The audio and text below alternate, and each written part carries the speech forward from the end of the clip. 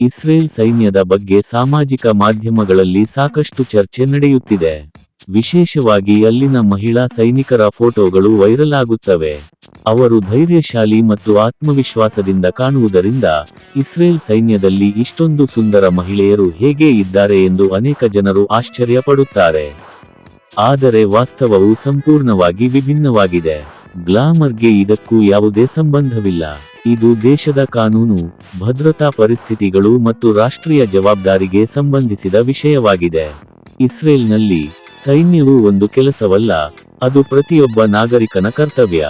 ವಿಶ್ವದ ಕೆಲವೇ ದೇಶಗಳಲ್ಲಿ ಕಡ್ಡಾಯ ಮಿಲಿಟರಿ ಸೇವೆ ಇದೆ. ಇಸ್ರೇಲ್ ಅವುಗಳಲ್ಲಿ ಒಂದು. ಇಲ್ಲಿ 18 ವರ್ಷ ತುಂಬಿದ ಪ್ರತಿಯೊಬ್ಬ ಯಹೂದಿ ನಾಗರಿಕನು ಮಿಲಿಟರಿ ಸೇವೆಯನ್ನು ಮಾಡಬೇಕು. ಈ ನಿಯಮವು ಪುರುಷರು ಅಥವಾ ಮಹಿಳೆಯರು ಎಂಬ ಭೇದವಿಲ್ಲದೆ ಎಲ್ಲರಿಗೂ ಅನ್ವಯಿಸುತ್ತದೆ. ಅದಕ್ಕಾಗಿಯೇ ಸೈನ್ಯಕ್ಕೆ ಸೇರುವುದು ಸೌಂದರ್ಯ, ವೃತ್ತಿ ಆಕಾಂಕ್ಷೆಗಳು ಅಥವಾ ವೈಯಕ್ತಿಕ ಆಯ್ಕೆಗಳನ್ನು ಆಧರಿಸಿಲ್ಲ.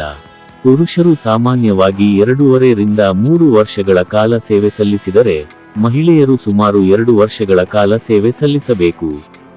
ಈ ಅವಧಿಯಲ್ಲಿ ಅವರು ಸಂಪೂರ್ಣವಾಗಿ ಮಿಲಿಟರಿ ಶಿಸ್ತಿಗೆ ಒಳಪಟ್ಟಿರುತ್ತಾರೆ.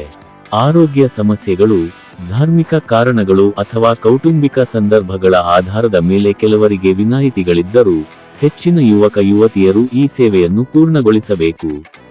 ಇಸ್ರೇಲ್ ಒಂದು ಸಣ್ಣ ದೇಶವಾಗಿದ್ದು, ನಿರಂತರವಾಗಿ ಭದ್ರತಾ ಬೆದರಿಕೆಗಳಿಂದ ಸುತ್ತುವರೆದಿದೆ. ಆದ್ದರಿಂದ ರಾಷ್ಟ್ರೀಯ ಭದ್ರತೆಗೆ ಹೆಚ್ಚಿನ ಆದ್ಯತೆ ನೀಡುತ್ತದೆ. ದೇಶವನ್ನು ರಕ್ಷಿಸಲು ಪ್ರತಿಯೊಬ್ಬ ನಾಗರಿಕನ ಸಹಕಾರ ಅಗತ್ಯ ಎಂಬ ಕಲ್ಪನೆ ಬಲವಾಗಿದೆ.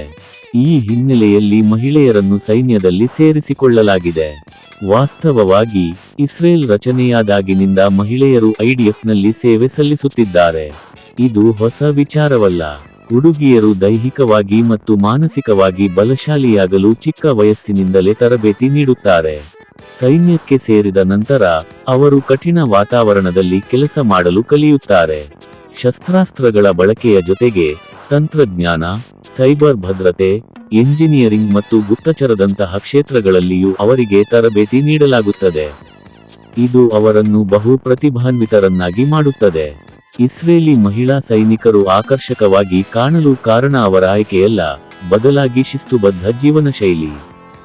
ದೈನಂದಿನ ವ್ಯಾಯಾಮ, ನಿಯಮಿತ ಆಹಾರ ಮತ್ತು ಮಾನಸಿಕ ದೃಢತೆ ಅವರನ್ನು ಆರೋಗ್ಯಕರ ಮತ್ತು ಆತ್ಮವಿಶ್ವಾಸದಿಂದ ಇರಿಸುತ್ತದೆ. ಸೌಂದರ್ಯ ಇಲ್ಲಿ ಮಾನದಂಡವಲ್ಲ, ಫಿಟ್ನೆಸ್ ಮತ್ತು ಸಾಮರ್ಥ್ಯ ಮುಖ್ಯ. ಐಡಿಎಫ್ನಲ್ಲಿರುವ ಮಹಿಳೆಯರು ಪುರುಷರೊಂದಿಗೆ ಹೆಗಲಿಗೆ ಹೆಗಲು ಕೊಟ್ಟು ಕೆಲಸ ಮಾಡುತ್ತಾರೆ. ಅವರು ಗಡಿ ಭದ್ರತೆ, ವೈದ್ಯಕೀಯ ಸೇವೆಗಳು, ತಾಂತ್ರಿಕ ವಿಭಾಗಗಳು ಮತ್ತು ಮಾಹಿತಿ ವಿಭಾಗಗಳಲ್ಲಿ ಪ್ರಮುಖ ಪಾತ್ರ ವಹಿಸುತ್ತಾರೆ. ಕೆಲವು ಸಂದರ್ಭಗಳಲ್ಲಿ ಅವರನ್ನು ಯುದ್ಧ ಬೆಂಬಲ ಪಾತ್ರಗಳಿಗೂ ನಿಯೋಜಿಸಲಾಗುತ್ತದೆ. ಇಲ್ಲಿ ಲಿಂಗಕ್ಕಿಂತ ಸಾಮರ್ಥ್ಯವು ಮುಖ್ಯವಾಗಿದೆ.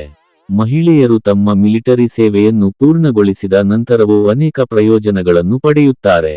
ನಾಯಕತ್ವದ ಗುಣಗಳು, ಶಿಸ್ತು ಮತ್ತು ತಾಂತ್ರಿಕ ಕೌಶಲ್ಯಗಳು ಅವರ ಭವಿಷ್ಯದ ಅಧ್ಯಯನ ಮತ್ತು ಉದ್ಯೋಗಗಳಲ್ಲಿ ಬಹಳ ಉಪಯುಕ್ತವಾಗಿವೆ. ಅದಕ್ಕಾಗಿಯೇ ಇಸ್ರೇಲಿ ಮಹಿಳೆಯರು ಸೈನ್ಯವನ್ನು ತೊರೆದ ನಂತರವೂ ಸ್ವತಂತ್ರವಾಗಿ, ಧೈರ್ಯದಿಂದ ಮತ್ತು ಆತ್ಮವಿಶ್ವಾಸದಿಂದ ಬದುಕಲು ಸಾಧ್ಯವಾಗುತ್ತದೆ.